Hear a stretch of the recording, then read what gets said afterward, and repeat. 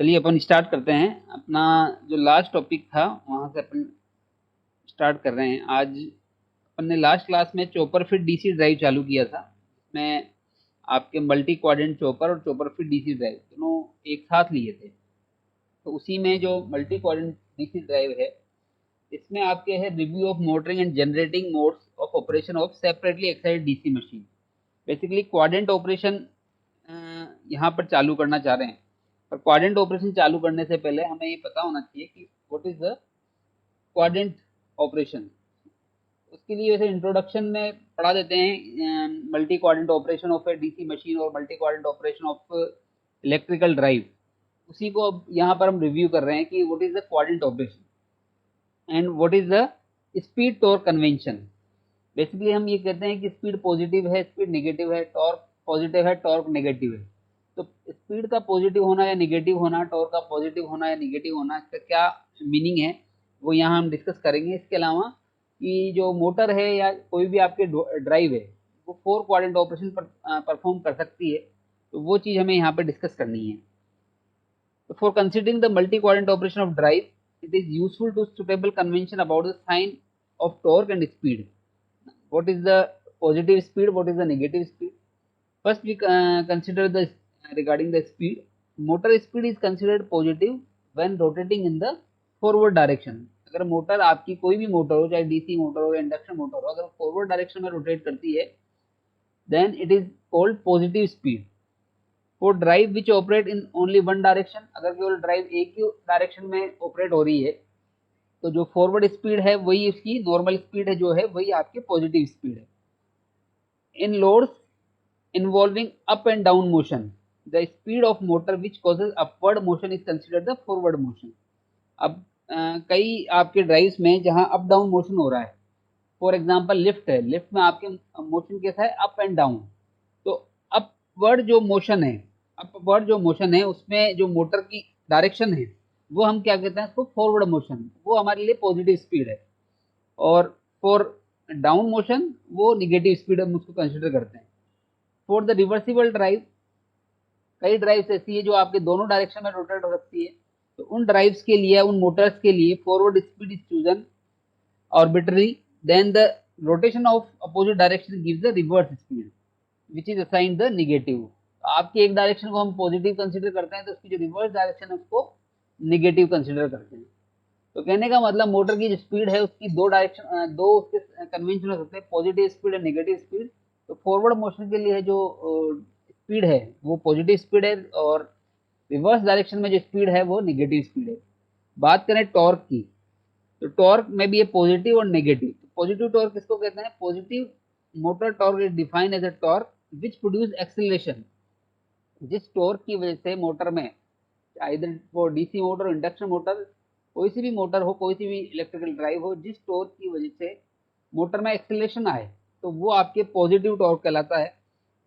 और जिस टॉर्क की वजह से, यानी positive rate of change in speed, वो इन फॉरवर्ड डायरेक्शन, तो वो आपकी पॉजिटिव टॉर्क है। And positive load torque is opposite in the direction to the positive motor torque. हमेशा लोड टॉर्क और मोटर टॉर्क अपोजिट रहते हैं। And motor torque is considered negative, it it produces deceleration. अगर आपके motor torque deceleration produce कर रहा है तो वो आपके निगेटिव टॉर्क कहलाता है। कहने का मतलब जो आपके एक्सेलेशन दे रहा है वो पॉजिटिव टॉर्क है, जो डी एक्सेलेशन प्रोवाइड कर रहा है जिसकी वजह से वो निगेटिव टॉर्क कहलाता है।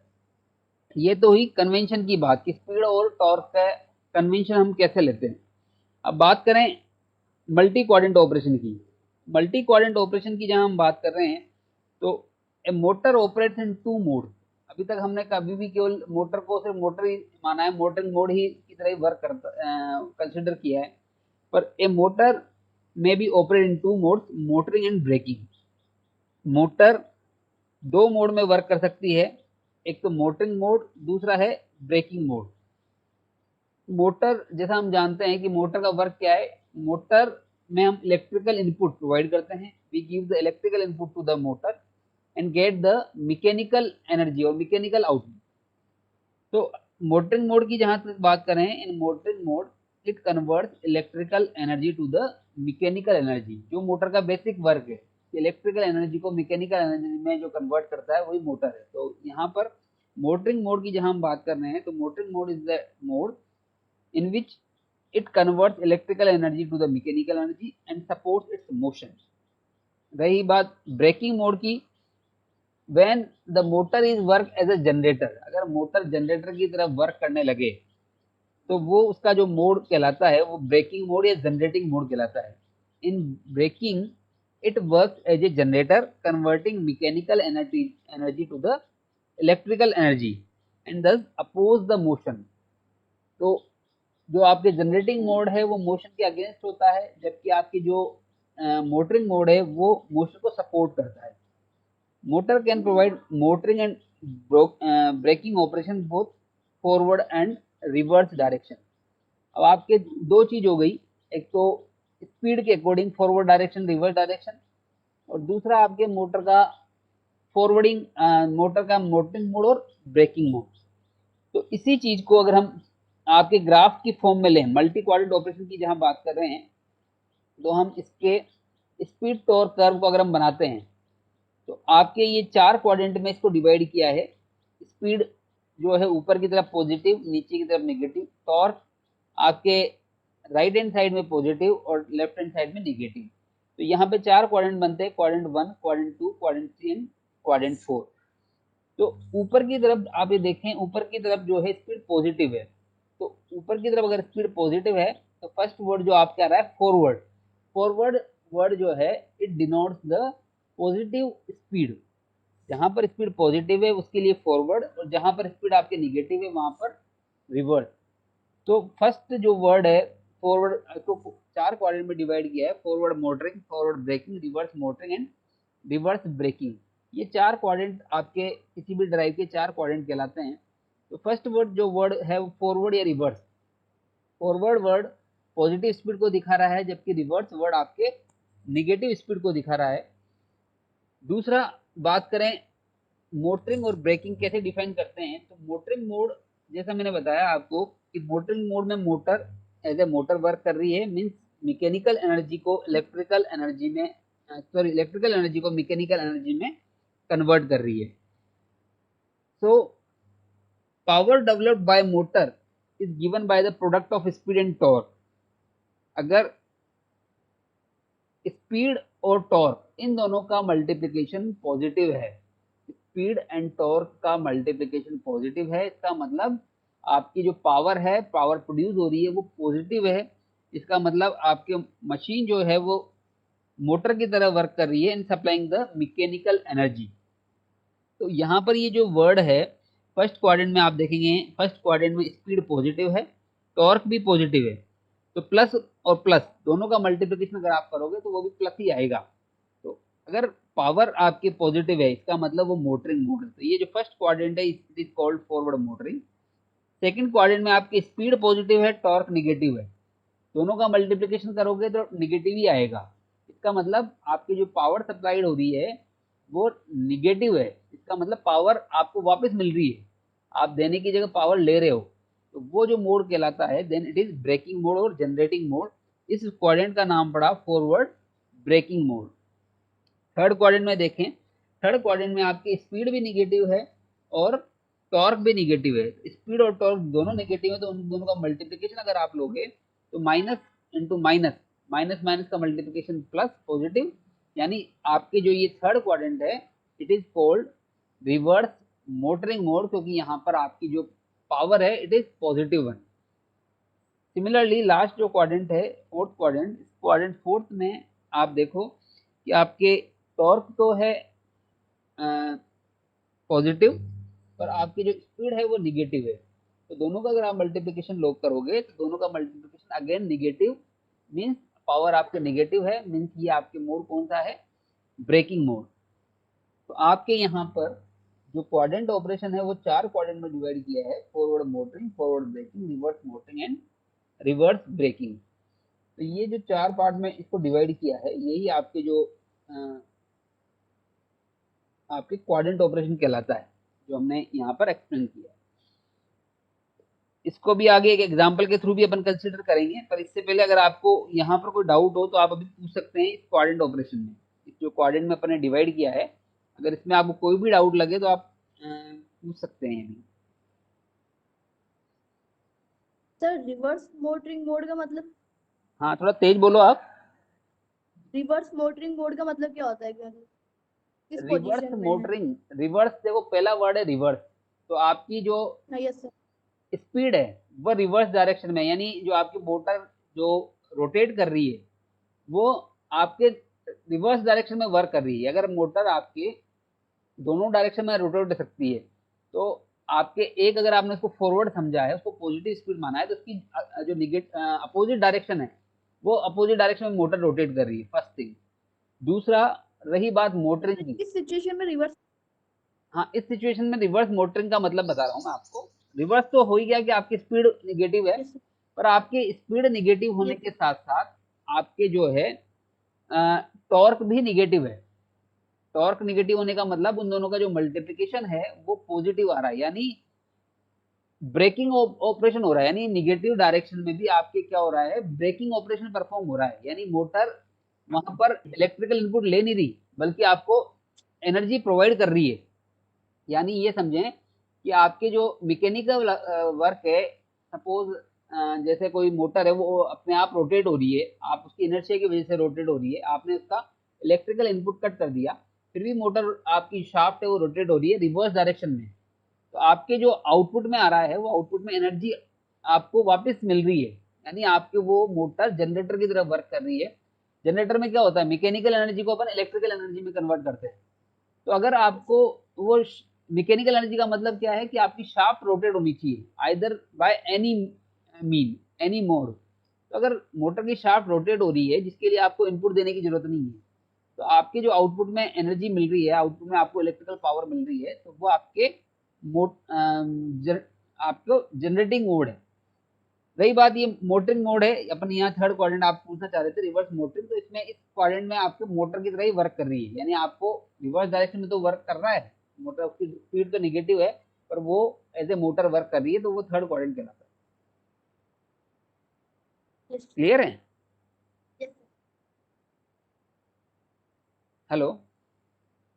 सर। हाँ, आया समझ में? Yes sir. तो आप इनके दो वर्ड को अलग अलग कंसिडर करके अगर आप समझेंगे तो आपको इजीली समझ में आ जाएगा। फर्स्ट वर्ड आप पकड़ो फॉरवर्ड या रिवर्स, तो फॉरवर्ड या रिवर्स वर्ड से आप समझें कि स्पीड पॉजिटिव है कि निगेटिव है। दूसरी वर्ड को अगर आप पकड़ोगे मोटरिंग या ब्रेकिंग, या मोटरिंग या जनरेटिंग, उससे आप ये समझोगे कि मोटर का जो वर्क है वो मोटर की तरह कर रहा है, मोटरिंग मोड में वर्क कर रहा है, या ब्रेकिंग मोड में यानी स्पीड को कम कर रहा है, जनरेटिंग मोड में वर्क कर रहा है। मोटरिंग मोड में मोटर मोशन को सपोर्ट करती है, जबकि जनरेटिंग मोड में मोशन को अपोज करती है। जनरेटिंग मोड में धीरे धीरे क्या है, अगर उसको मैकेनिकल एनर्जी आप कंटिन्यूसली दोगे तो धीरे धीरे मोटर की स्पीड डाउन होती जाएगी, डी एक्सेलेरेशन होगा, जबकि आपके मोटरिंग मोड में आपके मोटर की तरफ वर्क कर रहा है। तो ये था आपके मल्टी क्वाड्रेंट ऑपरेशन। इसको अगर अपन एग्जांपल के थ्रू कंसीडर कर रहे हैं, इस एग्जांपल में अपन ने क्या लिया है, इस एग्जांपल में आप ये समझें कि इस एग्जांपल में अपन ने होइस्ट का एग्जांपल लिया है, एक लिफ्ट का एग्जांपल लिया है।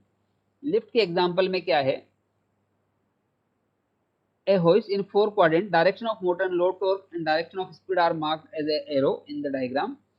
इसमें अपन ने एक होइस्ट लिया है, एक पुली ली है, उस पुली की शाफ्ट पर मोटर कपल्ड है, जो ये आपको दिख रहा है, इसकी शाफ्ट पर मोटर कपल्ड है, और इस पर एक काउंटर वेट और एक लोडेड केज। यहाँ पर एक काउंटर वेट और लोडेड केज है, और एक केस में काउंटर वेट और एम्प्टी केज है। कंडीशन ये है कि जो काउंटर वेट है, yeah, a hoist consists of a rope wound on a drum coupled to the motor shaft. One end of the rope is tied to the cage, which is used to transport men or material from one level to another level. And other end of the rope has a counterweight. Weight of the counterweight is chosen to be higher than the weight of an empty cage, but lower than a fully loaded cage. Condition क्या है कि आपकी जो ये counter wait का wait है, ये इस काउंटर वेट का वेट एम्प्टी केस से तो ज्यादा है, इस काउंटर वेट का वेट एम्प्टी केस से ज्यादा है, पर लोडेड केज से इस काउंटर वेट का वेट कम है। अगर आपने यहाँ पर सब ये एज्यूम करें ये एम्प्टी केज है, ये काउंटर वेट है, काउंटर वेट का वेट ज्यादा है, तो ये मोशन ऑटोमेटिक ऊपर की तरफ जाएगा, यानी ये जो एम्प्टी केज है, इस काउंटर वेट के इनर्शिया की वजह से, इस काउंटर वेट की ग्रेविटी की वजह से ही ऊपर जाएगा। जबकि इस केस में लोडेड केज का वेट ज्यादा है, काउंटर वेट का वेट कम है, तो आपको लोडेड केज को फिर भी ऊपर उठाना है तो एडिशनल वर्क करवाना पड़ेगा मोटर से। यानी मोटर इस टाइम वर्क करेगी तो जाएगा, उसके इनर्शिया की वजह से या ग्रेविटी की वजह से वो तो उल्टा नीचे की तरफ आने की कोशिश करेगा। यानी इस केस में अपन बात करें, इस केस में लोड टॉर्क जो है वो नीचे की तरफ है, इस केस में लोड टॉर्क ही ऊपर की तरफ है। ठीक है, यहाँ पे अभी ये डायरेक्शन भी देखोगे, ये लोड टॉर्क आपकी डायरेक्शन जो है ये इस डायरेक्शन में है, और ये ओमेगा एम यानी मोटर को ये स्पीड की ऊपर की तरफ है, तो स्पीड की डायरेक्शन ये है। जबकि नीचे के जो दो क्वाड्रेंट हैं, इन दो क्वाड्रेंट में देखोगे, इसमें लोडेड केज को नीचे लाना है और काउंटर वेट आपके ये है, तो ये तो कंडीशन ही यही है कि लोडेड केज का वेट काउंटर वेट से ज्यादा है, तो ये ऑटोमेटिक नीचे की तरफ आएगा, इसमें मोटर को वर्क करने की जरूरत नहीं है। जबकि इस केस में एम्प्टी केज को अगर आपको नीचे लाना है और काउंटर वेट का वेट ज्यादा है, तो यानी आपके एडिशनल मोटर को वर्क करना पड़ेगा। कहने का मतलब इन दोनों क्वाड्रेंट में, फर्स्ट क्वाड्रेंट और थर्ड क्वाड्रेंट में, तो आपको मोटर को वर्क करना पड़ेगा, मोटर को एज ए मोटर वर्क करना पड़ेगा, मोटर से आपको जो है रोटेट करवाना पड़ेगा। जबकि इन दोनों क्वाड्रेंट में, क्वाड्रेंट नंबर 2 और क्वाड्रेंट नंबर 4 में, सिर्फ आपका जो लोड है, लोड टॉर्क है, वो लोड टॉर्क की वजह से ही मोशन हो रहा है, पर मोटर को फिर भी वर्क करना है, मोटर को उसके अगेंस्ट में वर्क करना है ताकि जो है सेफ लैंडिंग हो सके, सेफ ब्रेकिंग हो सके। ऐसा नहीं है कि अनकंट्रोल्ड जो है वो आपके काउंटर वेट उस मोशन को नीचे की तरफ लाता जाए, उसको रोकने के लिए, उस पर ब्रेक लगाने के लिए मोटर को वर्क करना है। तो इन दोनों क्वाड्रेंट में, फर्स्ट और थर्ड क्वाड्रेंट में, मोटर को ब्रेकिंग ऑपरेशन परफॉर्म करना है, जबकि क्वाड्रेंट नंबर फर्स्ट और क्वाड्रेंट नंबर थर्ड में मोटर को मोटरिंग मोड परफॉर्म करना है। और ये जो लाइनें हैं यहाँ पर TL1 और TL2 यहाँ लाइन शो कर रखी है। TL1 is the load torque line, TL2 is the load torque line 2। तो बेसिकली TL लोड टॉर्क क्या है? Load torque is the difference between the counter weight and loaded cage, दोनों का जो वेट का डिफरेंस है वो आपके लोड टॉर्क है। तो फर्स्ट जो दो क्वाड्रेंट हैं, इन दोनों क्वाड्रेंट की अगर बात करें, quadrant number first and quadrant number second में, तो ये जो आपने अगर डायरेक्शन इस पे बना ली, अगर आपने ये जो डायरेक्शन दिखा रखी है, अगर ये डायरेक्शन आपने बना ली, तो आपको ये एग्जांपल बहुत इजीली समझ में आ जाएगा। स्पीड, फर्स्ट चीज, आप क्वाड्रेंट ऑपरेशन है, ओमेगा एम ऊपर की तरफ है, ओमेगा एम पॉजिटिव है, यानी फॉरवर्ड डायरेक्शन है स्पीड की, तो ये ओमेगा एम तो आपने पॉजिटिव डायरेक्शन में बना दिया। नीचे की तरफ जो है दोनों केस में ओमेगा एम की डायरेक्शन निगेटिव बना दी। दोनों को अगर आप देखकर ये बना सकते हैं कि लोड टॉर्क की डायरेक्शन किधर है, तो उसके अगेंस्ट में हमेशा मोटर टॉर्क होगा। लोड टॉर्क और मोटर टॉर्क हमेशा एक दूसरे के अपोजिट में होते हैं। लोड टॉर्क और जो है मोटर टॉर्क कभी भी सिमिलर डायरेक्शन में नहीं होते। तो आप लोड टॉर्क की डायरेक्शन देख लो, इस फर्स्ट क्वाड्रेंट में देखो, काउंटर वेट की वजह से लोडेड केज ऊपर की तरफ जा रहा है, तो आपका लोड टॉर्क जो है वो, जो लोडेड केज, क्योंकि लोडेड केज का वेट ज्यादा है, तो आपके लोड टॉर्क किस डायरेक्शन में है? इस डायरेक्शन में। दूसरे क्वाड्रेंट में देखें, एम्प्टी केज को ऊपर ले जाना है, जबकि आपके लोड टॉर्क की जो डायरेक्शन है वो काउंटर वेट की वजह से अब इस डायरेक्शन में है। सिमिलरली रिमेनिंग दो क्वाड्रेंट में है। अब मोटर के टॉर्क की डायरेक्शन बनानी है, तो हमेशा लोड टॉर्क के अपोजिट में आप मोटर के टॉर्क की डायरेक्शन बना सकते हो। तो इस इन चारों क्वाड्रेंट में अगर आप देखो, तो फर्स्ट जो एग्जांपल है ये अपने आप को फॉरवर्ड मोटरिंग मोड डिनोट कर रहा है। सेकंड क्वाड्रेंट में मोटर फॉरवर्ड ब्रेकिंग मोड में वर्क कर रही है। थर्ड क्वाड्रेंट में रिवर्स मोटरिंग मोड में। फोर्थ क्वाड्रेंट में रिवर्स ब्रेकिंग मोड में मोटर वर्क कर रही है। तो आप यहाँ पर मोटर के चारों क्वाड्रेंट, चारों ऑपरेशन आप यहाँ पर समझ सकते हो कि मोटर कैसे चार क्वाड्रेंट में वर्क कर सकती है।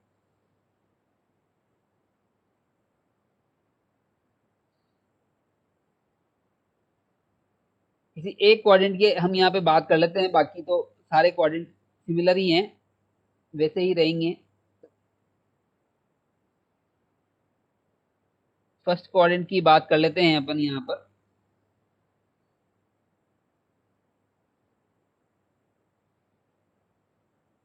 The quadrant first operation of hoist require the movement of the cage upward, which corresponds the positive motor speed, which is in anti-clockwise direction. Anti-clockwise direction की स्पीड को हमने पॉजिटिव स्पीड कहा है. The motion will be obtained if the motor produce positive torque in anti-clockwise direction equal to the magnitude of load torque. Since developed motor power is positive, this is the forward motoring operation. तो वो clear भी है, first आपके first से diagram से भी clear है कि यहाँ पर जो मोटर को है पॉजिटिव वर्क करना है, लोडेड केज को उठाना है, जबकि काउंटर वेट का वेट कम पड़ रहा है, तो मोटर को आपको एडिशनली वर्क करानी है, तो ये आपको फॉरवर्ड मोटरिंग मोड कहला रहा है. तो सिमिलरली चारों जो क्वाड्रेंट है वो अपने आप को डिफाइन करेंगे. तो ये इसका क्वाड्रेंट ऑपरेशन का एग्जाम्पल था. इसमें कुछ आपको पूछना है तो पूछ सकते हैं. Hello, no sir. इसमें किसी को कोई डाउट हो तो पूछ लें. आ रही है आवाज? यस. हाँ, तो किसी को पूछना है कुछ? No sir.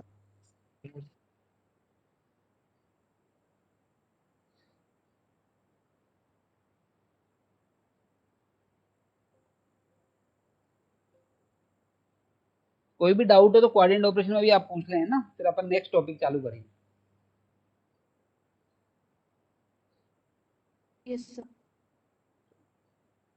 तो ये तो हुआ क्वाड्रेंट ऑपरेशन, जो अभी आपके इसमें review of motoring and generating mode operation of separately excited DC machine. तो ये जो क्वाड्रेंट ऑपरेशन है हर मशीन के लिए एप्लीकेबल है. फिर भी आपके जो मोटरिंग और जनरेटिंग मोड ऑपरेशन है, ये अभी तक अपन ने सिर्फ इसका रिव्यू किया है. सेपरेटली एक्साइटेड डीसी मशीन के लिए हम ये जनरेटिंग मोड और motoring mode for the chopper drive दोबारा एक बार अभी देखेंगे.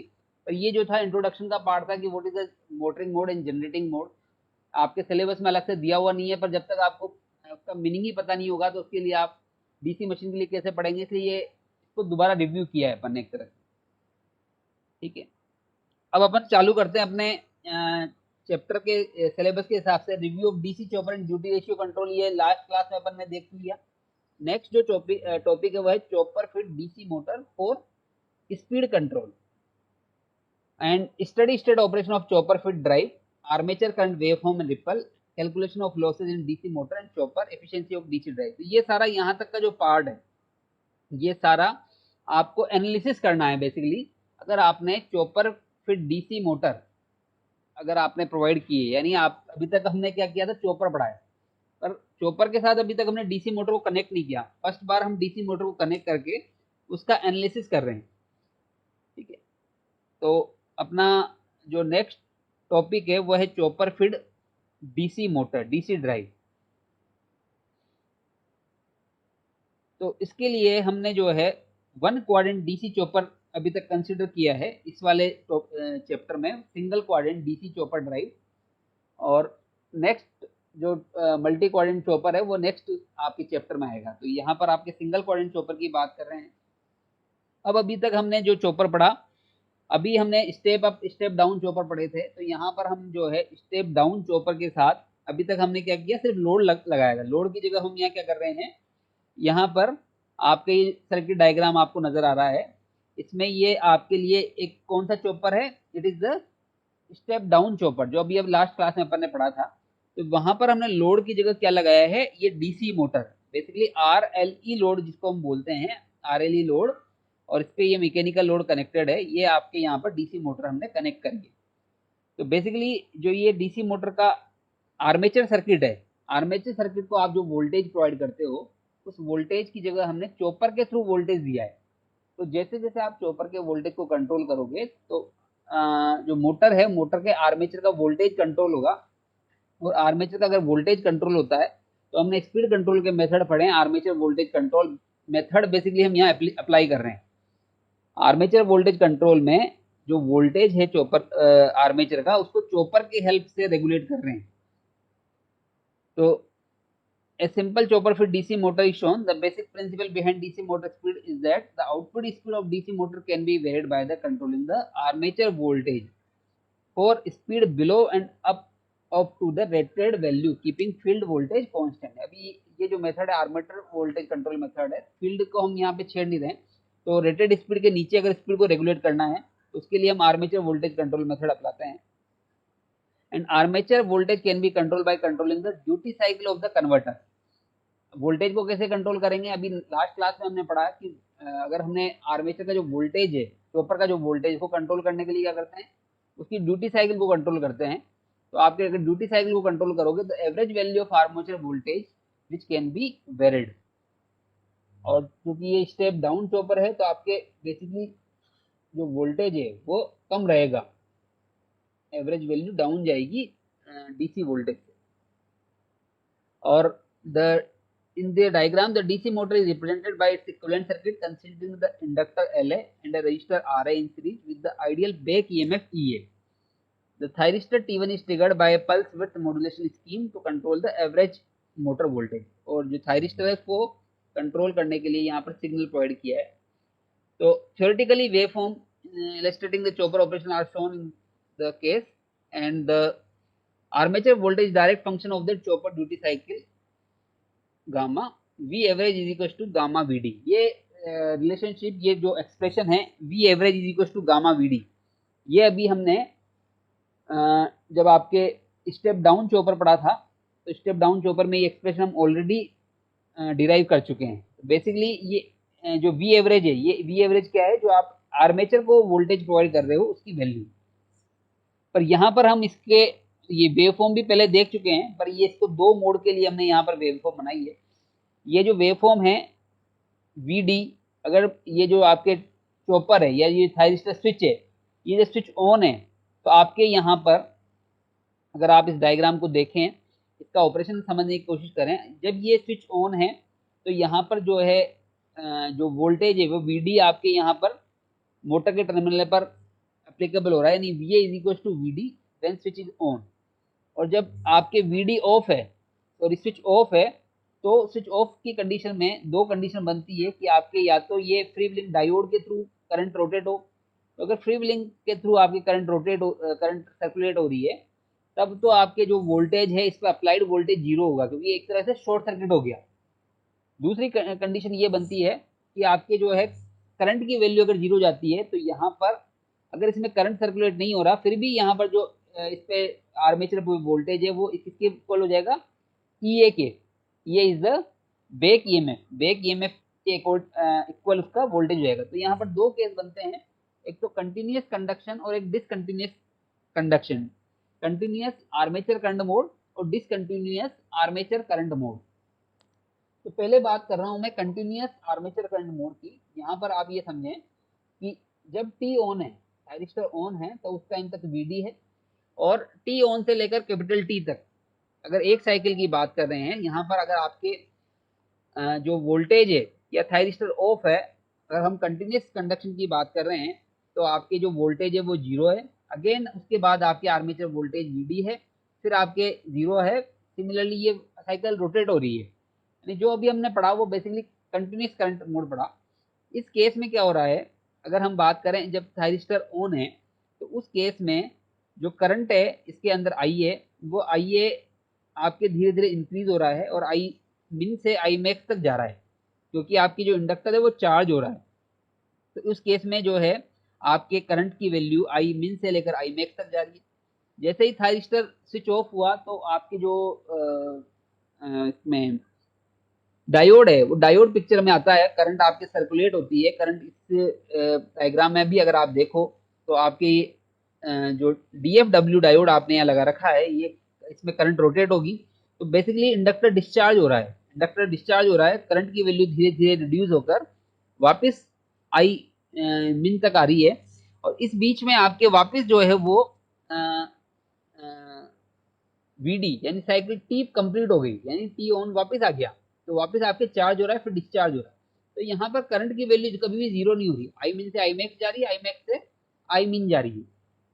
तो ये आपके जो मोड कहलाता है, इस टाइम का जो मोड है ये कंटिन्यूअस आर्मेचर करंट मोड है। इसमें या तो वीडी आ रहा है या फिर जीरो आ रहा है, वीडी जीरो, ये दो कंडीशन है। पर एक कंडीशन और बनती है, अगर टी ऑफ की वैल्यू आपके टी ऑफ जो है वो टी ऑन से काफी ज्यादा है, टी ऑफ की वैल्यू टी ऑन से काफी ज्यादा है, उस केस में जब तक आपके थायरिस्टर ऑन है तब तक तो जो है आपके जो वोल्टेज है वो वीडी है। वीडी होने के बाद आपके जो है ये यहाँ पर करंट की भी बात करें, करंट आपके सपोज करो 0 से लेकर वापस इंक्रीज हुई, और इंक्रीज से जो है एक टाइम टी एक्स पर जाकर करंट की वैल्यू 0 हो गई। यानी बेसिकली जो आपके फ्री व्हीलिंग डायोड था, फ्री व्हीलिंग डायोड भी आपके ऑफ हो गया एक तरह से, अगर आप समझें फ्री व्हीलिंग डायोड अगर आपके ऑफ हो गया तो उस केस में क्या होगा। अभी तक हम ये दो ही केस कंसिडर कर रहे थे कि या तो आपके फ्री व्हीलिंग डायोड पिक्चर में है या फिर आपके थायरिस्टर पिक्चर में। अगर थायरिस्टर पिक्चर में है तो यहाँ पर अप्लाइड वोल्टेज वीडी है, अगर फ्री व्हीलिंग डायोड पिक्चर में है तो फ्री व्हीलिंग डायोड के केस में आपके यहाँ पर वोल्टेज 0 है। पर एक कंडीशन और हो सकती है कि फ्री व्हीलिंग डायोड भी पिक्चर में नहीं हो, तो उस केस में क्या होगा, यहाँ पर इसमें करंट की वैल्यू 0 है, करंट इस सर्किट में सर्कुलेट ही नहीं हो रहा।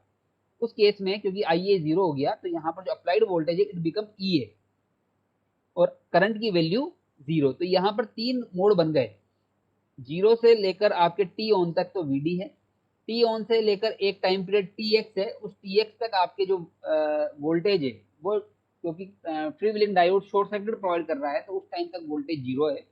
उसके बाद करंट की वैल्यू 0 हो गई, तो उस टाइम तक 0 से टी एक्स तक से लेकर आपके टाइम पीरियड टी तक जो वोल्टेज है वो ई ए, जो बैक ईएमएफ है उसके इक्वल है।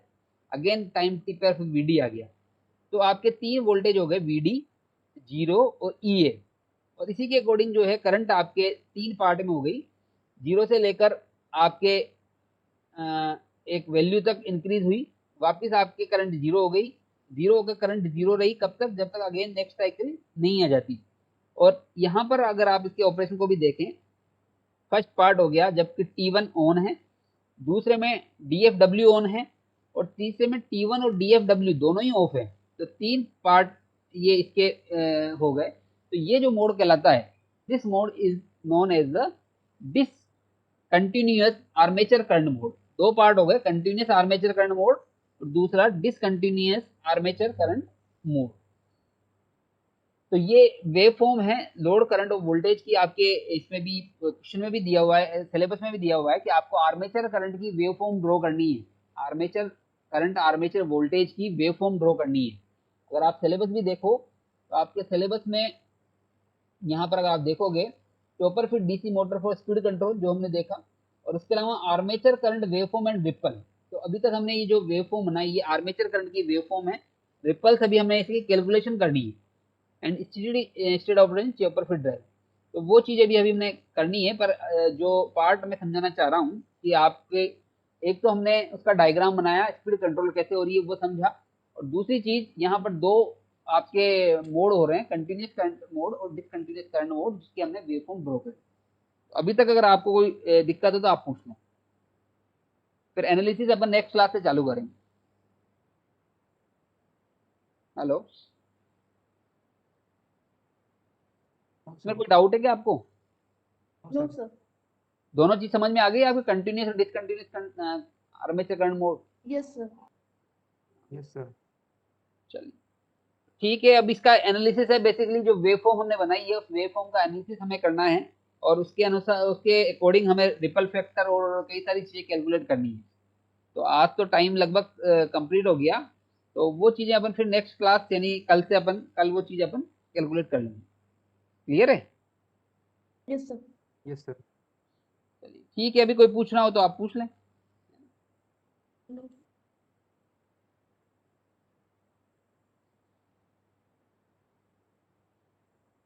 चलिए।